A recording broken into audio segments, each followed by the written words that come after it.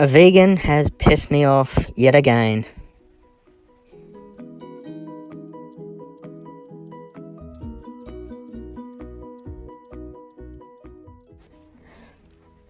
Long story short, my Twitter account, I replied to a post about grilled burgers in Australia doing meat-free Mondays. I made I told the truth. And God, did the vegans hate me for it. It's absolutely disgraceful how ignorant some of these vegans are, that they can't actually conceptualize ideas that differ from their own. I told them exactly what I thought, backed it up with facts, even linked into another video that another YouTuber did on the effects that vegans are having on the environment. And sure enough, this video didn't have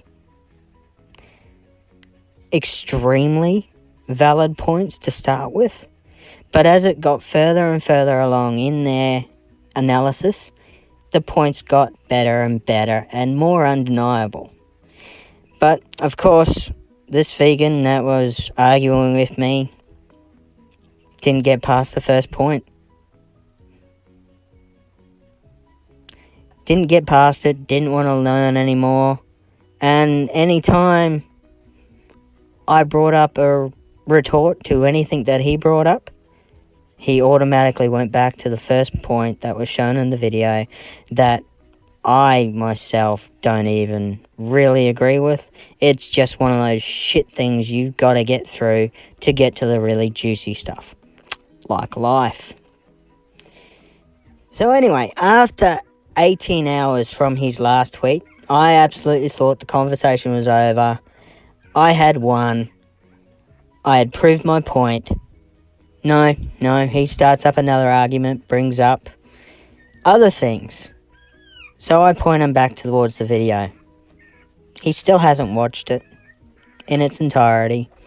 Can't counter any other points, just says, as typical, when someone doesn't agree but can't retort your arguments, just reverts to calling me names. And of course, I'm not stupid and I call them names back. But I actually backed my tweet with facts. And my God, that just seemed to piss him off even more. It's astonishing, actually, how close-minded this vegan was. And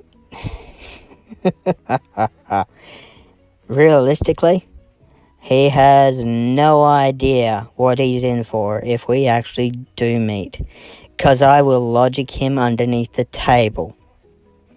He has his opinions, which he's entitled to, but when you start forcing your opinions down other people's throat, especially people that don't want to listen to it and can counter your arguments quite successfully without actually doing extensive research, well, that's where you piss me off. Vegan lifestyle is a choice. It's a choice that you can make. It's a choice that you're free to make. But trying to convert other people pisses me off. Especially when those people are resisting you. Now, my human was a vegan for many years. And a true vegan. He actually grew his own food and got very little from outside sources. I mean, sure, there were a few things that he couldn't grow where he was living and that he had to purchase. But 90% of the food that my human ate at that period in his life, he grew himself. He farmed it and he made sure it was environmentally friendly. That is more than what most vegans alive today can say. Now, I already said in my last video about vegans that the human digestive tract is not designed for a completely plant-based diet. The amount of anti-nutrients and allergens that can actually come through in a plant-based diet are astronomical. People are getting sick from this, and in actual fact, a lot of people are leaving being a vegan after years of being a vegan. A vegan diet is not sustainable long term. People are getting sick from it. People are leaving the vegan community after they get sick from it.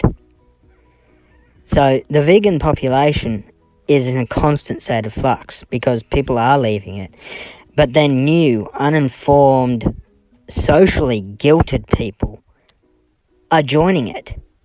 And that's what my human was a socially guilted person.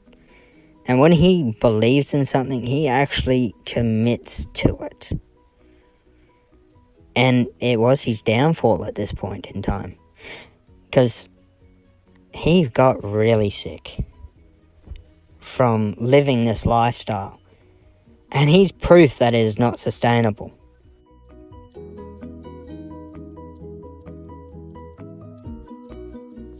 There are numerous videos on YouTube of ex-vegans telling their story about how and why they've left the vegan community. Health is one of the major contributors to people making that decision. Politics is the next one, because essentially they do get brainwashed into believing some completely false narratives that people have put forward. The actual fact that unless you're actually farming the food yourself, it is impossible for you to be a true vegan. It's not just my opinion, that is fact. Depending upon how and where you source your food from,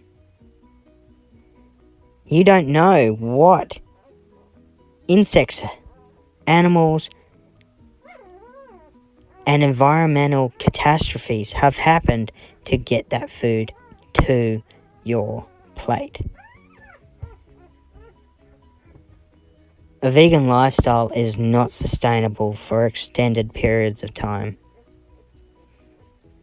And there are numerous doctors that point out that a vegan lifestyle is not sustainable. It just isn't. Some people find this out when they get too sick to operate normally. And some people find this out early on. Now, there's nothing wrong with being vegan at all. I have a strong aversion, though, when people try and force people into a situation with ill-informed ideas, ideologies, and opinions that are simply not true. Do I think farming practices could be better? Yes. But here in Australia and the US and most Western countries around the world, animals in the farming situation are treated extremely well. It's when you go to places like Africa, the Middle East, and some places in Asia that you see animals being severely mistreated. And if vegans and animal activists actually want to combat and actually make a difference in the world, these are the places they should be going to do their protests. They won't.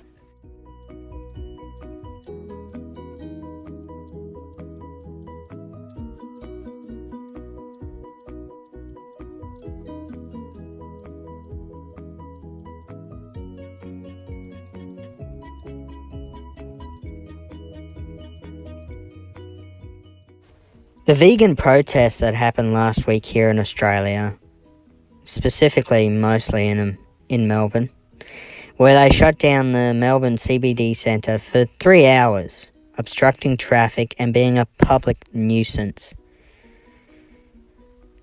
is proof of vegan politics and their unwillingness to listen to views and opinions that differ from their own. And while I firmly believe that there is no issue with someone being a vegan, it's when they do these forced activist roles. That's what irritates me. You can be vegan. You can do whatever you want. But when you hold the city to ransom so you can get across your vegan propaganda, trying to guilt people into joining your cult, that's where we've got an issue. The fact of the matter is the vegan population in Australia is actually less than 3%. That's the estimate. 3% of Australians are vegan. And yet in Melbourne, they inconvenienced more than that for that 3 hours. And then you've got the break and enters that they did in farming communities around Australia. All coordinated militant attacks that were apparently non-violent. What do you call breaking someone's lock and entering a building without permission? It is a violation of people's right. People couldn't work because these idiots had broken in to their properties to make their protest. That in itself is wrong. And if something is not done to discourage this behaviour, it is only going to escalate. If they want to protest, fine, they can protest. Fill out the appropriate forms, run your plan by the city, and actually do it properly, instead of doing an impromptu shutting down of the CBD to get your point across. That is so arrogant and so ignorant, it's unbelievable. You have the right to your opinion just the same as I have my right to my opinion. To the vegans that did not participate in the protest that took place, you have my admiration and respect. You do. I try to take everyone on an individual basis. Sometimes that is extremely difficult to do, because like-minded people like to stick together. And when I can debunk one of those people, it does lessen my respect for the other people that identify in that group. But to those vegans that are not actively forcing their decisions and opinions on other people, and are actually able to listen to other people's points of view and actually take in information and actually counter it properly, you have my admiration.